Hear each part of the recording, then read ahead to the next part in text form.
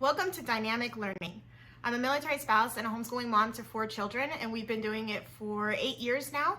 I wanted to share my process on beginning the new school year and what I go through to get ready, so stay tuned.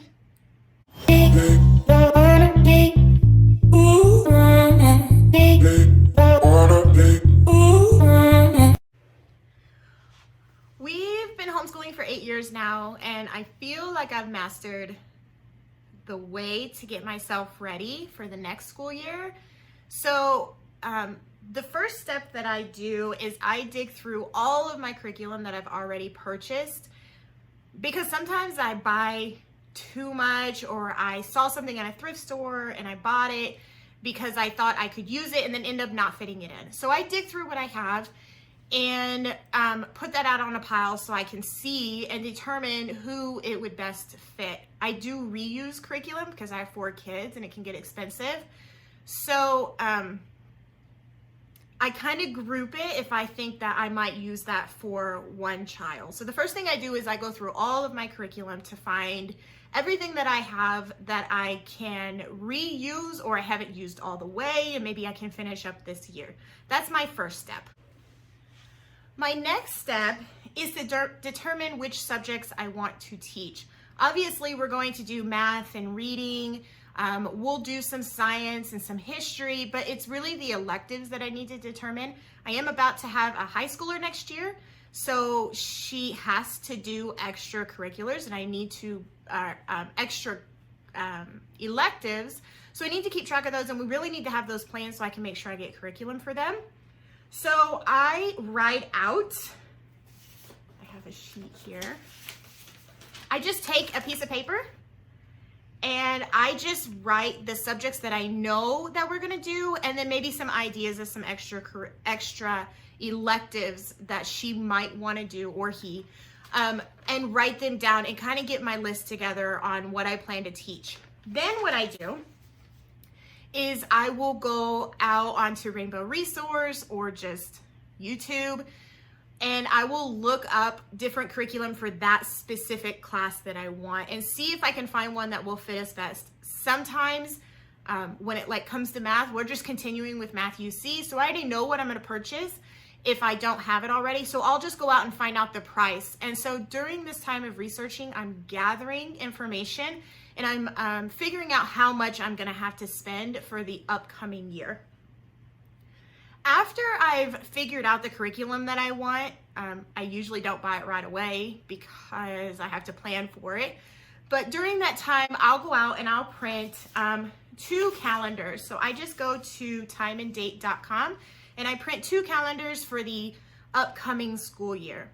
Now, in the state of South Dakota, I don't have to keep track of my attendance, but I do just to make sure that we're getting in enough school days. Just for me, that's what I like to do. So I print 2 calendars. This first calendar we use, I mark off all the days that I know that we're going to take off for sure. And maybe some here and there, maybe we'll take these off. I put those on there so I can determine how many days I have left in the year, and I determine our start and end date. To determine the start and end date, I usually start with the end date. When do I want to be done with school?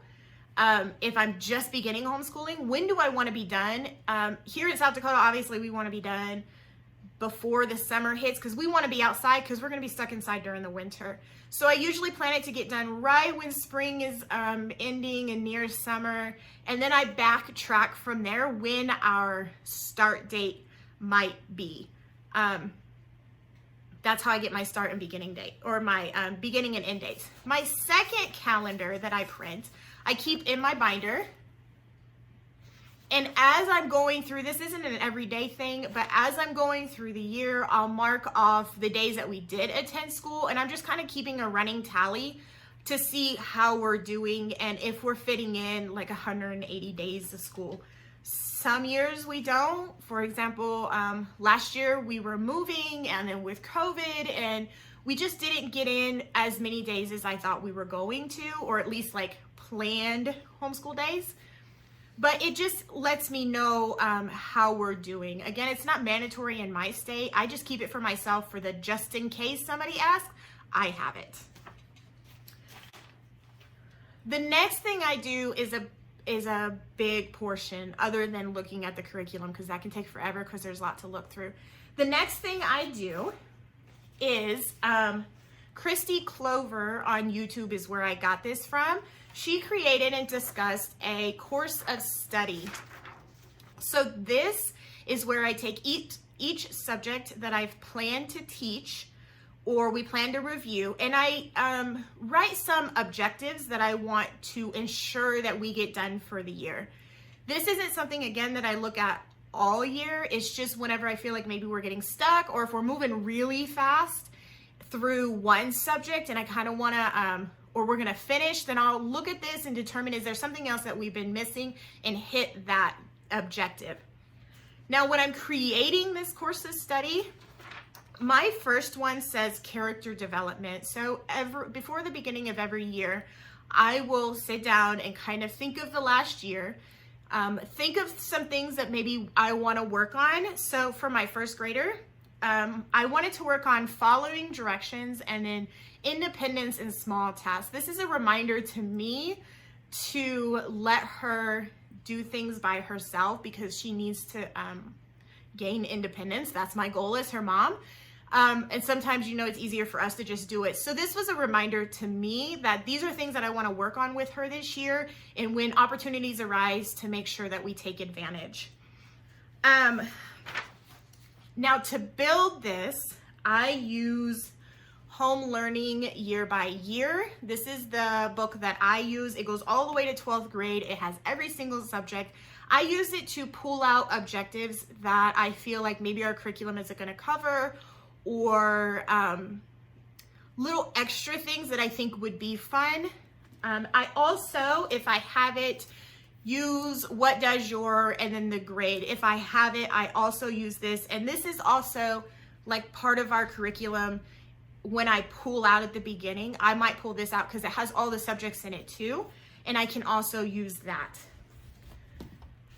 I also, on the back of my course of study, I also keep a list of all the curriculum that I'm using and for what subject. And then I also keep kind of a weekly schedule on what I think that we might do and how those subjects would fit into the week for me.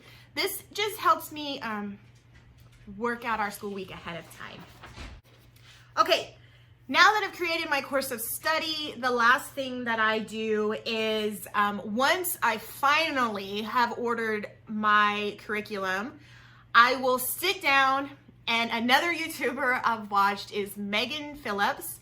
She creates this Excel spreadsheet that takes all of the curriculum, and so she'll go through each one. So I open up our Matthew C book, and I notice that there's 30 lessons. I write down the weeks of the year that we plan on doing school. I'll fill in lesson 1, lesson 2, all the way down, and then I'll go to the next curriculum. And for my first grader, we're doing all about reading. So if I was doing all about reading, I think there's like 38 lessons.